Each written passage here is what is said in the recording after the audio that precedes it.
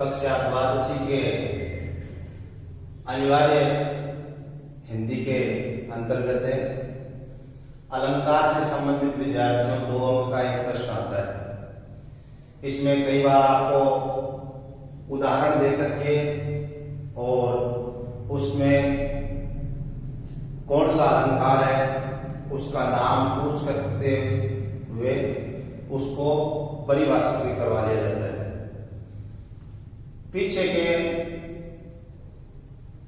अलंकार से संबंधित वीडियो में आपको अनुप्रास, यमक और श्लेष इन 3 अलंकारों के बारे में बहुत विस्तार से सोदाहरण सरलतम तरीके से आपको समझाया गया था।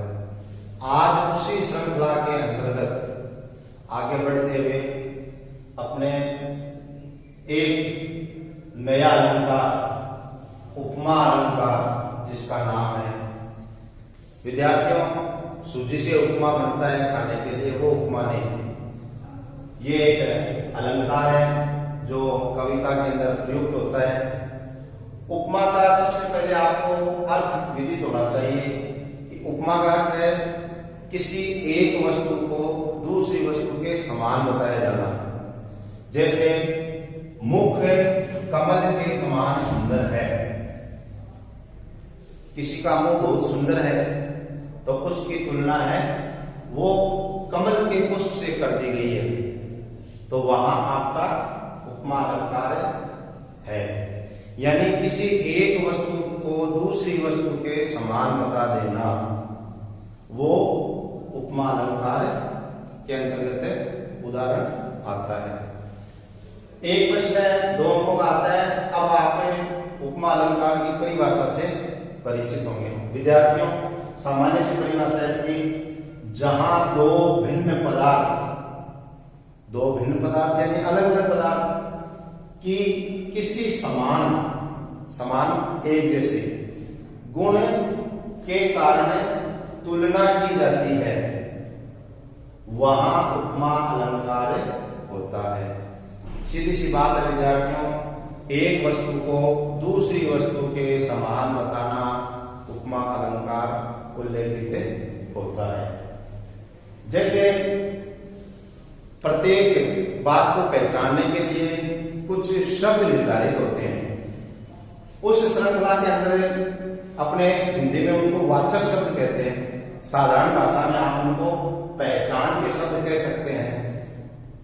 एक वस्तु को दूसरी वस्तु के समान बताया जाना, तो ये तो बात आपको ध्यान में आई गई, परंतु इसके साथ साथ में कुछ शब्द हैं, यदि उन शब्दों का उल्लेख उस उदाहरण में हुआ है और आप उसका हिंदी अर्थ ग्रहण करने के पश्चात यह बात देखते हैं कि एक वस्तु की तुलना दूसरी वस्तु से की जा रही है, तो विद्यार्थियों आप निश्चित होकर के उसमें उपमा अलंकार बता दीजिए, आपकी कोई अंक कटौती नहीं होगी। इतना आत्मविश्वास सटीकता के साथ आपके अंदर होना चाहिए। वो शब्द कौन से? देखो, उपमा अलंकार के वाचक शब्द यानी पहचान के शब्द सा, सदृश, सरिस, समान, सम, तुल्य, जिमी, इव, इन शब्दों को आप विद्यार्थियों याद किए हुए रखो, समझे हुए रखो, ताकि आपको उपमा अलंकार पहचानने के अंदर कहीं कोई दिक्कत नहीं हो। ये वाचक शब्द बहुत सहायक होते हैं विद्यार्थियों अपने। कई बार क्या होता है कि दोहा ऐसा दिया हुआ होता है या उदाहरण ऐसा दिया हुआ होता है कि उसका हिंदी अर्थ इतना क्लिष्ट उदाहरण होता है कि हिंदी अर्थ करने में अपने को बहुत बाधा आती है। कोई भी उदाहरण है काव्यांश का, यदि उसके शब्दार्थ हमें नहीं आ रहे हैं तो आप उसका हिंदी अर्थ नहीं कर पाएंगे।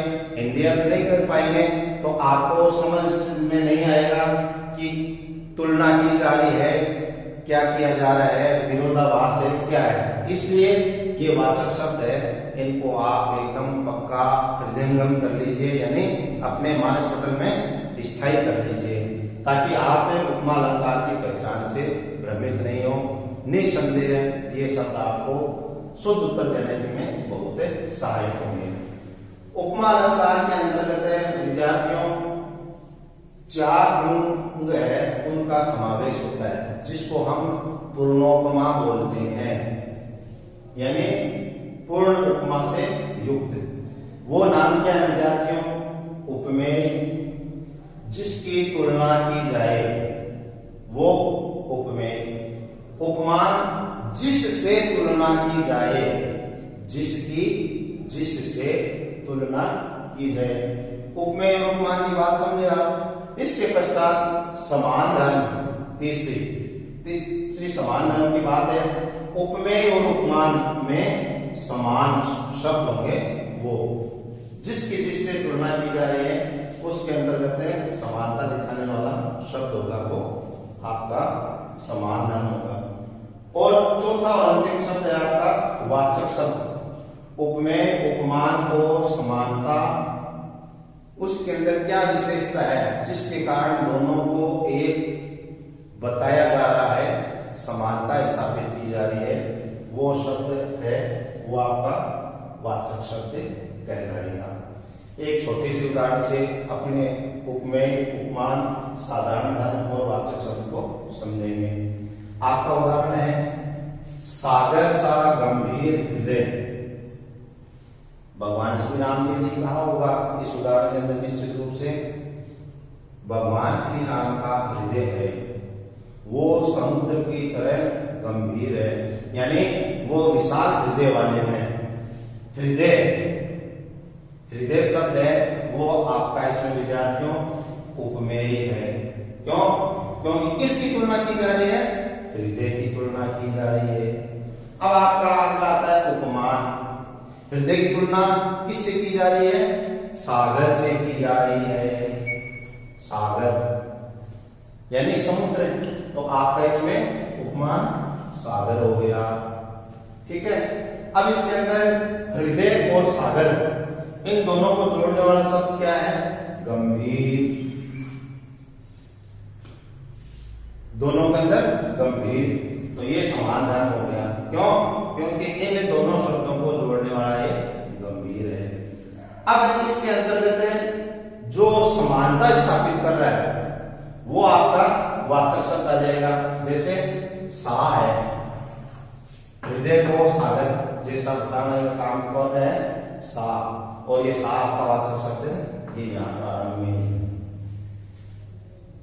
आप हिंदी, ये तो साधारण उदाहरण था, वाचक शब्द भी है इसके अंतर्गत, और वाचक शब्द आपको प्रारंभ में, मध्य में, अंत में कहीं पर भी मिल सकते हैं, परंतु आप इसकी पहचान ध्यान में रखेंगे।